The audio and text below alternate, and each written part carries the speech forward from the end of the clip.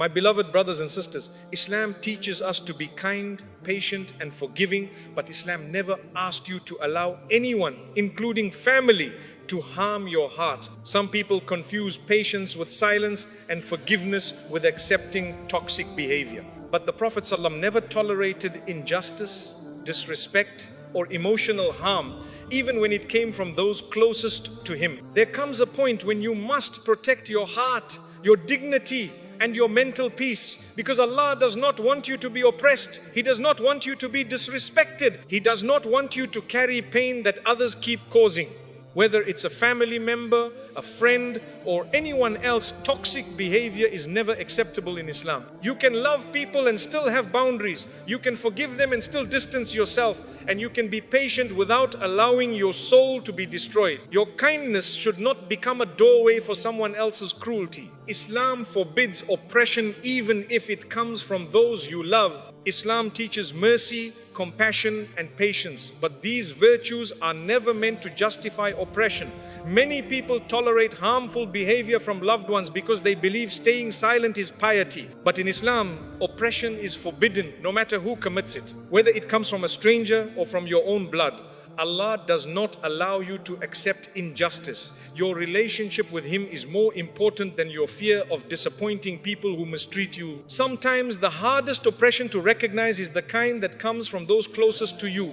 Family members may use love, culture, or status to justify their harm, expecting patience to cover their wrongdoing, but Allah sees every injustice. And He never commands you to remain silent when your heart and dignity are being crushed. A believer is patient, yes, but not at the cost of allowing harm to continue. When oppression comes from loved ones, it confuses the heart. You begin to question your worth, your intentions, even your sanity. But Islam brings clarity.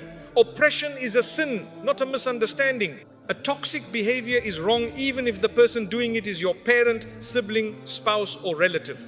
Your duty is to honor them, but honoring does not mean tolerating cruelty. You are allowed to step back, set limits, and protect your heart. Allah does not want you to carry wounds that others refuse to stop causing. He does not want your kindness to become a doorway for someone else's destructive behavior. Oppression from family can feel heavier because it comes wrapped in expectations. Respect me, obey me, don't speak up. But respect in Islam is never a blank check for someone to harm you. Respect must be mutual and boundaries must be honored. Too often, people weaponize religious teachings to silence the oppressed. They tell you patience means enduring mistreatment, forgiveness means accepting abuse, and family ties mean allowing emotional harm. But this is not Islam, this is misuse of religion. The Prophet ﷺ never told a believer to remain in harm's way.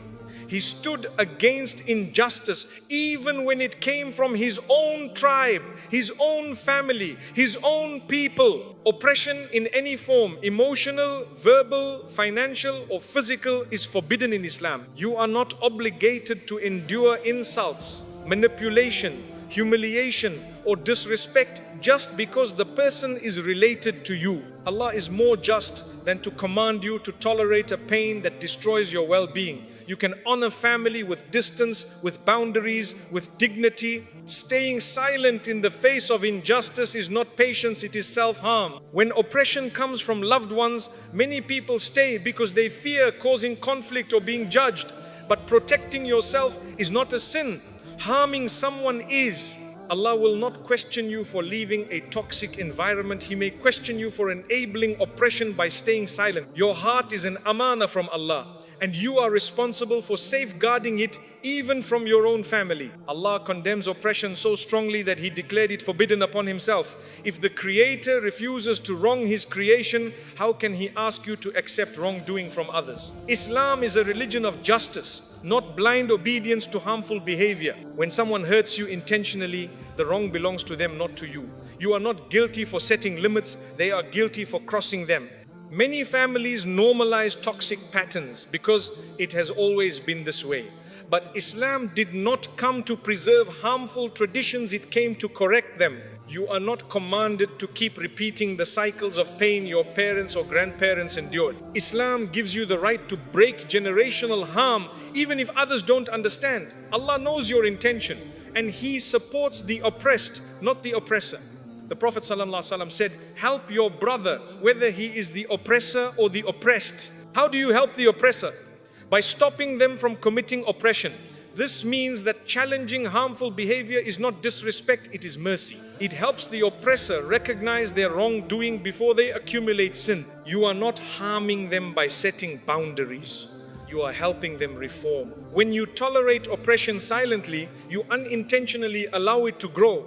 Just as injustice spreads in society when left unchallenged, it spreads in families when ignored. Your silence may protect temporary peace, but it destroys long-term well-being. Islam teaches balance, patience with kindness, but firmness with injustice. This balance protects your heart and preserves your dignity. The emotional injuries caused by family can be the deepest because you expect safety, not harm. But Allah sees every tear, every frustration, every moment you stayed silent to keep peace. He knows the battles you fought alone, the disrespect you endured quietly, the pain you swallowed to remain polite, and He promises justice either in this world or the next. Nothing you experience is overlooked by Him. If someone's behavior pushes you away from peace, from confidence, from self-worth, or from Allah, then distancing yourself is not disobedience, it is protection. Islam never required you to sacrifice your mental health for the comfort of others. You can love someone and still choose space. You can forgive someone and still refuse to accept repeated harm.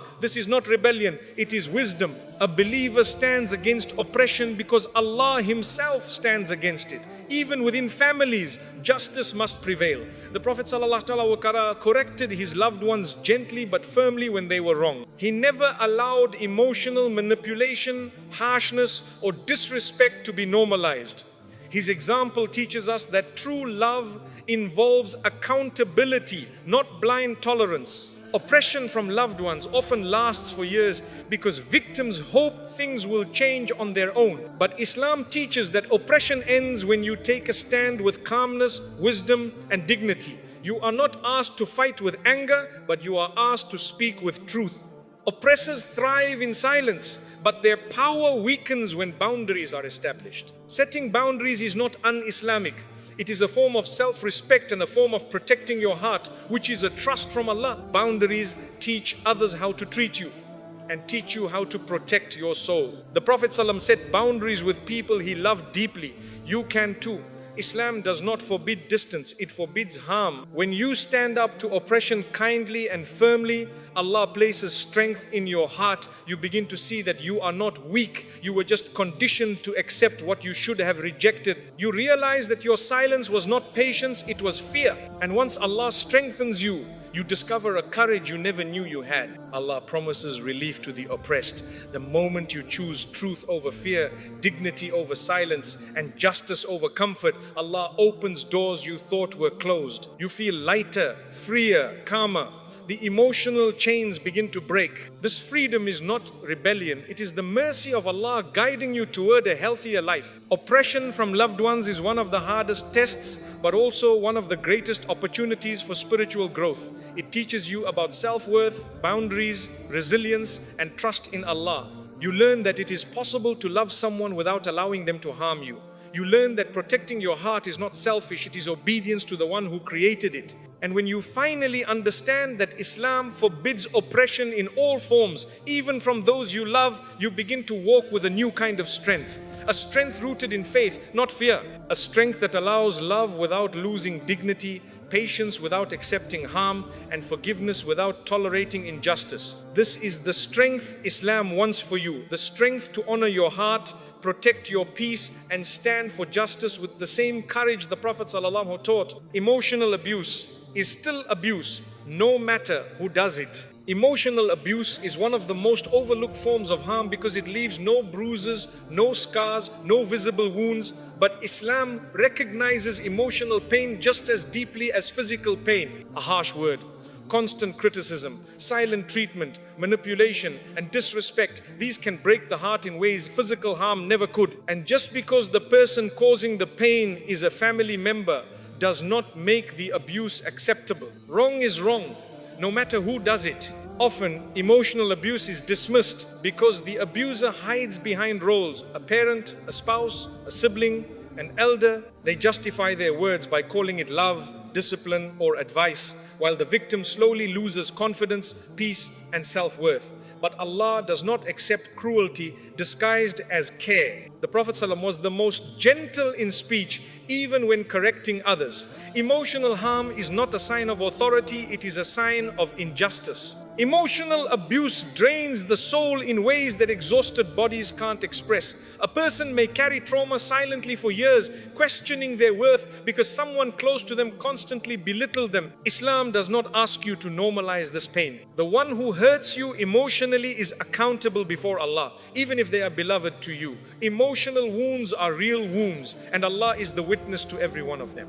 Some people tell you to be patient with emotional abuse, as if patience means accepting mistreatment. But patience in Islam never means allowing your dignity to be crushed. Patience means responding with wisdom, not tolerating injustice. The Prophet ﷺ himself walked away from situations where his heart was harmed, and he never instructed anyone to remain in an environment that destroys their spirit. Protecting your emotional well-being is not a lack of sabr, it is obedience to Allah. Words have power. The Prophet ﷺ said that a person may speak a single sentence without thinking, yet it becomes a cause of destruction. Emotional abusers often speak carelessly, not realizing the weight of their words. They joke about your insecurities, mock your struggles, or belittle your dreams. This is not family talk. This is not just how they are. This is abuse, and Islam does not excuse it. Emotional abuse harms your connection with Allah because it leaves you feeling unworthy, unloved, and broken. A heart constantly hurt by people struggles to feel hope, but Allah reminds you, do not weaken and do not grieve. Emotional abuse may dim your spirit, but Allah never allows it to extinguish your worth. He sees through the lies spoken about you, and He knows the truth of your heart even when others twist it. One of the worst forms of emotional abuse is manipulation, when someone uses guilt, fear, or shame to control you. They make you feel responsible for their anger, their sadness, or their problems. They twist religion to silence you. But Islam forbids psychological manipulation. No one has the right to control your emotions or force obedience through fear. Your heart belongs to Allah, not to those who misuse their influence. Emotional abuse in the name of respect is still abuse. Some family members demand obedience through cruelty, believing their age or status gives them the right to mistreat others. But the Prophet ﷺ said, the best of you are those who are best to their families. If someone uses their role to justify emotional harm, they are not following Sunnah, they are contradicting it. Respect in Islam is earned through kindness, not intimidation. Sometimes emotional abuse comes from jealousy or insecurity within the abuser. They criticize your achievements, dismiss your efforts, or undermine your happiness because they feel threatened. Islam teaches us to protect our hearts from envy, not weaponize it. If their emotional wounds bleed onto you, it is not your fault and it is not your responsibility to fix them. You can show compassion without allowing them to destroy your peace. Repeated emotional abuse destroys your confidence. You begin to doubt every decision, apologize for existing, and shrink yourself to avoid conflict. This is not the life Allah wants for you. You were created with honor. Your voice matters. Your feelings matter. Your heart matters. Islam commands dignity for every soul, and emotional abuse is a direct violation of that dignity. Emotional abuse often hides behind silence, the abuser refusing to speak, withholding affection, or ignoring your presence to punish you. This silent treatment is a form of control, a way of making you feel invisible. But Allah sees you even when people pretend not to. You do not need someone's acknowledgement to feel valued. You need Allah's recognition, and He never turns away from a heart seeking Him. It is common for victims of emotional abuse to blame themselves, thinking maybe I'm too sensitive or maybe I deserved it. But please understand, harshness is not justified by your reactions. Abuse is not caused by your feelings, it is caused by their behavior. Islam never blames the oppressed. Your sensitivity is not the problem, their cruelty is. Emotional abusers often rewrite stories to make themselves look innocent and make you look guilty. They twist conversations, deny their actions, and portray you as the one causing problems. This gaslighting is one of the most damaging forms of emotional abuse. But Allah is Al-Haq, the truth. He sees what others try to hide. When people distort reality, Allah restores clarity. You are allowed in Islam to distance yourself from those who emotionally harm you, even if they are family. Distance is not disrespect. Silence is not rebellion. Space is not a sin. It is protection. Protection of your mental health, your spiritual stability, and your emotional well-being. Allah does not ask you to stay close to those who damage your heart. When you walk away from emotional abuse, you are not being harsh. You are honoring the heart Allah entrusted you with. The Prophet ﷺ said that Allah does not show mercy to those who do not show mercy to others. A person who repeatedly hurts you emotionally is committing a sin, not exercising authority. Keeping ties does not mean tolerating harm. It means maintaining decency without sacrificing yourself. Healing from emotional abuse begins with recognizing that what you endured was real. Your pain is valid. Your emotions are valid. Your exhaustion is valid. Healing does not begin with blaming yourself. It begins with acknowledging the truth. And the truth is, no one has the right to break your spirit. Not friend, not spouse, not parent, not sibling. Allah honors the heart that has been hurt. The Prophet ﷺ said, beware of the dua of the oppressed, for there is no barrier between it and Allah. Emotional suffering is oppression. Your tears are noticed by Allah, your silence is heard, and your endurance is rewarded. You may feel powerless before people, but your dua makes you powerful before Allah. A woman or man suffering emotional abuse often thinks leaving or setting boundaries will cause problems in the family. But the real problem is the abuse, not your response. Islam calls for peace, not quiet suffering. Allah does not want your faith to be crushed under the weight of someone's harshness.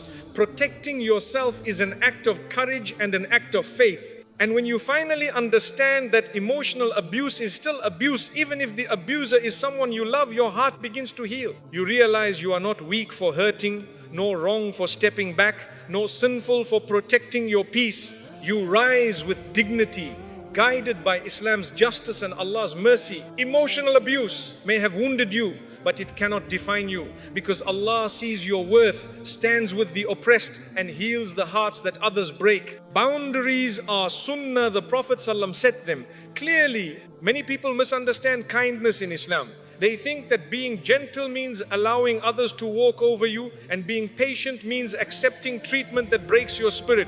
But the Sunnah teaches the opposite. The Prophet ﷺ was the kindest man, yet he had firm boundaries. He honored people with goodness, but he never allowed disrespect, injustice, or emotional harm, not from family, friends, or anyone else. Boundaries are not un-Islamic, they are prophetic. The Prophet ﷺ taught that every person has rights, emotional, spiritual, and personal. He never allowed anyone to violate those rights, even his closest companions. If someone raised their voice, he corrected them. If someone crossed a limit, he addressed it immediately. He showed us that setting boundaries is not ego, it is protection of dignity. Islam commands kindness, but it also commands justice, and justice begins with knowing your limits. Boundaries are necessary because the heart is an